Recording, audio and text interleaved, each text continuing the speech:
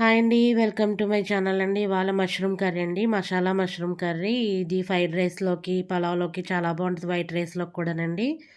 ఇదిగోండి మష్రూమ్ ఒక ప్యాకెట్ అండి. 2 ఉల్లిపాయ చీలికలు, ఒక టమాటా చీలికలు, బాణీలో ఆయిల్ ఏసుకున్నాను 2 స్పూన్లు, లామొగ్గ, లాలిక్కాయ, చెక్క రెండేసి ఏసుకొని, ఉల్లిపాయ చీలికలు వేసుకొని, అలాగే జీడిపప్పు ఒక 10 పలుకులు వేసుకొని, టమాటా ముక్కలు కూడా ఏసేసుకునండి. ఆయిల్‌లో మగ్గుతా ఉంటాయి సిమ్‌లో. ఈలోపు మష్రూమ్ శుభ్రంగా 4 సార్లు కడిగేసుకోవాలండి. అలాగే కరివేపాకు రబ్బ కూడా వేసేసుకునండి.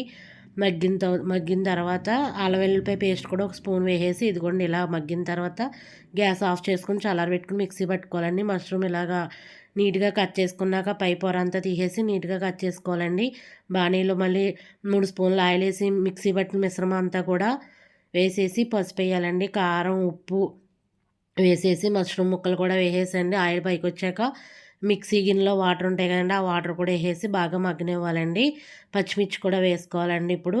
ముందు వేయకూడదు, తర్వాత ఏసుకోవాలి. వాటర్ కూడా ఏసుకొని దగ్గర గంట మగ్గనిచ్చుకుని అంతే రెడీ అండి మష్రూమ్ కర్రీ. అలాగే మా ఛానల్ నేను చేసిన విధానం మీకు నచ్చినట్లయితే లైక్ చేయండి, షేర్ చేయండి.